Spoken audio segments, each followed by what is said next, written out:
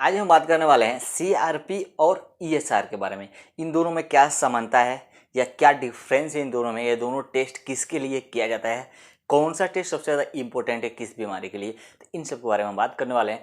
फिर से रिक्वेस्ट है कि जो लोग चैनल को अभी तक सब्सक्राइब नहीं किए हैं, फ्री में सब्सक्राइब करना है, चैनल को सब्सक्राइब कर देना और बेल आइकन को जरूर प्रेस करना। चलिए हम बात कर लेते हैं दोनों बारे में। तो सबसे पहले तो दोस्तों जो सीआरपी और ईएसआर ये दोनों ब्लड टेस्ट होता है, और साथ ही साथ जो ये दोनों टेस्ट होता है इन्फ्लामेशन, इन्फेक्शन और स्वेलिंग का पता लगाने के लिए ये दोनों टेस्ट किया जाता है। तो ये तो दोनों टेस्ट में समानता हो गई। साथ ही साथ जो ये ईएसआर और सीआरपी है, बहुत सारे बीमारी में इसका लेवल हाई भी हो जाता है। जैसे कि अगर किसी पेशेंट को बैक्टीरियल इन्फेक्शन हो गया हो, वायरल इन्फेक्शन हो गया हो, रोमेटॉइड अर्थराइटिस हो गया हो, या किसी को ऑटोइम्यून डिसऑर्डर अगर हो गया है, तो उस कंडीशन में दोनों का लेवल बढ़ जाता है। ये दोनों में समानता है जैसा है। लेकिन दोस्तों इनमें डिफरेंस क्या है? तो अगर आप ईएसआर टेस्ट कराने जाते हो तो इसके लिए आपको 80 से लेकर 100 रुपये तक खर्च करने की जरूरत पड़ जाएगी। वहीं पे जो सीआरपी का टेस्ट होता है दोस्तों, वो 300 से लेकर 400 तक रुपये लगता है ये टेस्ट कराने के लिए। लेकिन सीआरपी यहाँ पे दोस्तों दो तरह से किया जाता है, एक होता है क्वालिटेटिव और दूसरा होता है क्वांटिटेटिव। डिफरेंस क्या होता है इसमें?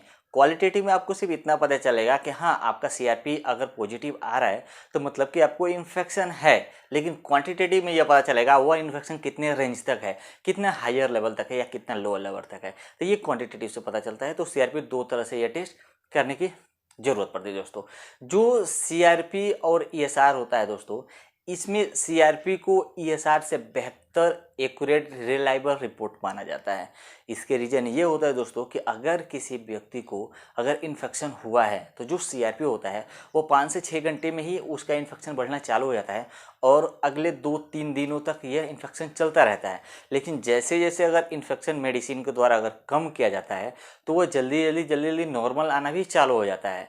तो इसलिए ईएसआर से यह बेहतर माना जाता है। और साथ ही साथ अर्ली इन्फेक्शन का पता लगाने के लिए भी जो सीआरपी टेस्ट होता है वह ईएसआर से बेहतर माना जाता है।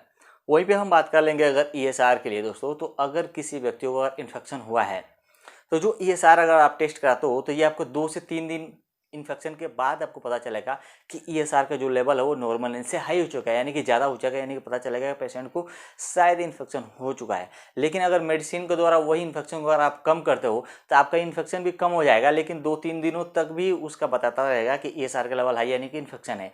यानी कि जब इन्फेक्शन कम होता है तो ईएसआर का जो रेंज होता है वो भी बहुत स्लोली डाउन होता है, यानी कि नॉर्मल बताता है। तो ये डिफरेंस होता है इन दोनों में दोस्तों। साथ ही साथ जो ईएसआर और जो सीआरपी होता है इसमें डिफरेंस ये भी होता है कि जो ईएसआर और सीआरपी है ये दोनों नॉन स्पेसिफिक और उसके बाद से यह नॉन डायग्नोस्टिक टेस्ट माना जाता है, क्योंकि इन दोनों टेस्ट को किसी स्पेशल या स्पेसिफिक बीमारी का पता लगाने के लिए नहीं किया जाता। खास करके जो ईएसआर है वह हर एक बीमारी में हर एक टेस्ट के साथ इसको डॉक्टर रिकमेंड करते हैं कि आपको ईएसआर करा लेना चाहिए। तो इससे ये पता चलता है कि ये स्पेशल बीमारी के बारे में नहीं बताता है, क्योंकि ये सिर्फ एक इंडिकेशन देता है कि शायद आपको कोई बीमारी हो चुकी है, कोई इन्फेक्शन हुआ है, ये इंडिकेशन करता है, पर पूरी तरह से कंफर्म बताने का काम नहीं करता है ईएसआर का।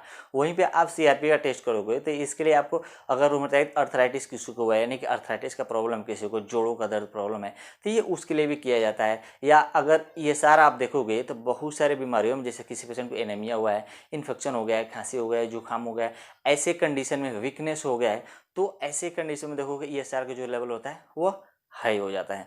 तो ये डिफरेंस होता है। लेकिन अगर आपको कराना है तो ये दोनों टेस्ट एक साथ भी करा सकते हो, जिससे कि अगर किसी को इन्फेक्शन हुआ है तो वो अर्ली स्टेज पे पता चल सके, जो कि सीआरपी का लेवल आपको बेहतर बनाएगा। तो अगर कोई आपसे ये पूछता है कि इन दोनों में सबसे रिलायबल कौन सा टेस्ट है, तो आप सीआरपी को रिकमेंड कर सकते हैं कि सीआरपी सबसे रिलायबल और सूटेबल रिपोर्ट देता है। तो उम्मीद करता हूँ इस वीडियो से आपको समझ में आया, तो वीडियो को लाइक कर देना, नीचे कमेंट करके जरूर बताना कि वीडियो आपको कैसी लगी।